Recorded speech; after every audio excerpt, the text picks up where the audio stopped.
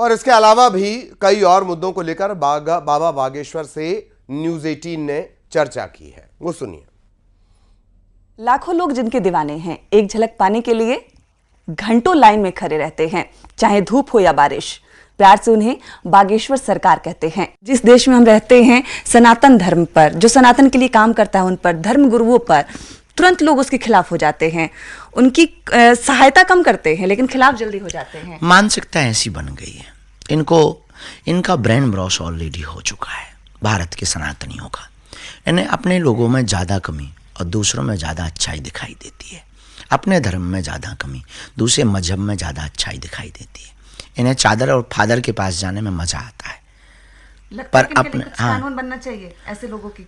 कानून क्या बनेगा? समुदाय बहुत है, भीड़ बहुत है, कानून तो नहीं बनना चाहिए, पर इनके अंदर कानून होना चाहिए कि एक दूसरे की रिस्पेक्ट करना, समझें, सामने वाले की परिस्थिति को समझें, सामने वाले की स्थिति को समझें, सामने वाला किस स्थिति से। अब हम रात भर नहीं सोए, अब कोई अगर 7 बजे आ जाए कि नहीं हम तो खड़े हैं 2 घंटे के मिलो, तो अब सामने वाले की भी परिस्थिति, उसका शरीर ही है, मशीन नहीं है।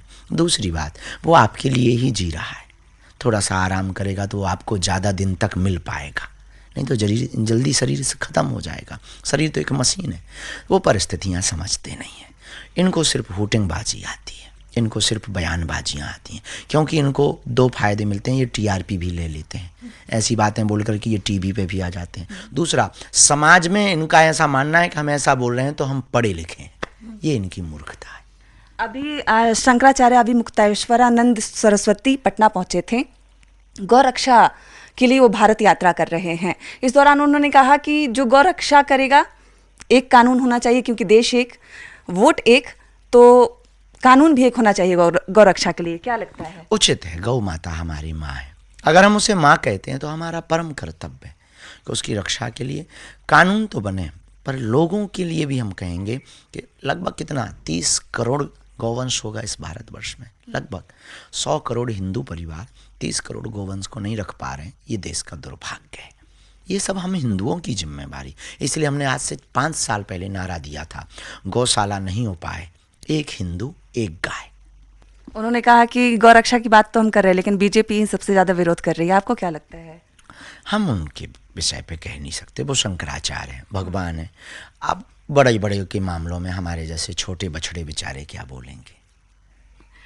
एक महत्वपूर्ण सवाल, क्योंकि अभी छिड़ा हुआ ये बहस तिरुपति बालाजी का प्रसाद, जो प्रसाद सबसे ज़्यादा पवित्र मानी जाती है, और उसमें ही ऐसे अशुद्धि पाई जाए, क्या करना चाहिए? दोषियों को क्या कार्रवाई करनी चाहिए? पहली बात तो भारत सरकार को सभी मंदिरों को सनातन हिंदू बोर्ड के अधीन करना चाहिए, क्योंकि आस्तिक आदमी और आस्थावान व्यक्ति भगवान की सेवा का देखभाल बड़ा अच्छे तरीके से कर सकता है, दायित्व का निर्वहन कर सकता है।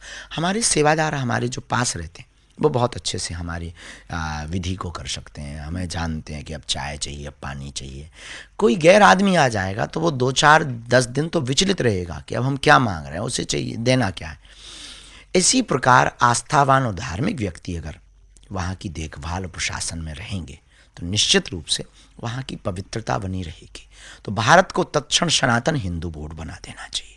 जब वक्फ बोर्ड है हमारे मध्य प्रदेश में, अभी मध्य प्रदेश के मुख्यमंत्री ने जैन बोर्ड की घोषणा की, तो सनातन हिंदू बोर्ड भी हो सकता है। एक देश में 2 लहजे का स्वभाव क्यों? एक लहजे का स्वभाव, उनका बोर्ड हो सकता तो हमारा भी हो सकता, क्योंकि हम भी तो इसी देश के नागरिक हैं, हम भी तो इसी देश के, हम भी तो वोट ही देते हैं। हम लोग तो गालियाँ तो देते नहीं। तो सनातन हिंदू बोर्ड भी होना चाहिए। दूसरी बात, ये बहुत प्रायोजित तरीके से वर्तमान में सभी मंदिर, सभी तीर्थ, सभी धर्मगुरु, सभी आचार्यों पर प्रायोजित तरीके से षड्यंत्र किए जा रहे हैं। हिंदुओं को जात पात ऊंच नीच को छोड़कर, वैमनस्यता को त्याग कर एक होने का संकल्प लेना चाहिए।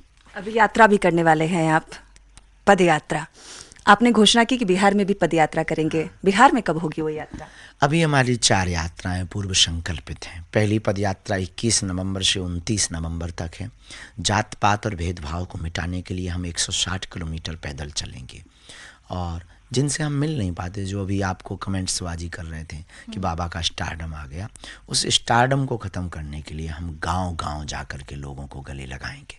शायद इनके मुंह पर तमाचा लगे, खैर इनको कोई फ़र्क नहीं पड़ना है, मोटी चमड़ी के लोग होते हैं, लेकिन हम अपना संकल्प, हम अपना दायित्व पूर्णतया निर्वहन करेंगे। अभी हमारा एक संकल्प बाकी है, वो जिस दिन पूरा हो जाएगा तो हम थोड़े स्वतंत्र होंगे। कैंसर हॉस्पिटल अभी वो बन नहीं पा रहा, अभी हमारा एक काम है, शिवरात्रि में जिसकी नींव रखने वाले जिसकी हाँ उसके लिए हम संकल्प करने वाले हैं, भूमि पूजन करने वाले हैं, और अभी वो बन नहीं पा रहा। वो जैसे ही बन जाएगा हम थोड़े स्वतंत्र हो जाएंगे, फिर हम पद यात्राएँ ज़्यादा करें। दूसरी पद यात्रा हम दिल्ली से वृंदावन की, तीसरी लखनऊ से अयोध्या की, चौथी वेल्लूर से तिरुपति बालाजी की, पाँचवीं या छठवीं पद यात्रा हम बिहार में करेंगे। आपने कहा कि एक महत्वपूर्ण जो कार्य है आपका कैंसर हॉस्पिटल, उसके बाद आप थोड़े स्वतंत्र होंगे, तो क्या उसके बाद विवाह करेंगे? विवाह का तो जब माताजी पिताजी आज्ञा दे देंगे तब कर आपने लेंगे। कई बार कहा है कि माता की चाहत है। हाँ, उनकी इच्छा है, उन्होंने 2-3 बार टोका भी। थोड़े से हम ही माँ को प्रार्थना कर लेते हैं, ये वाला संकल्प 2-3 काम रह गए हैं।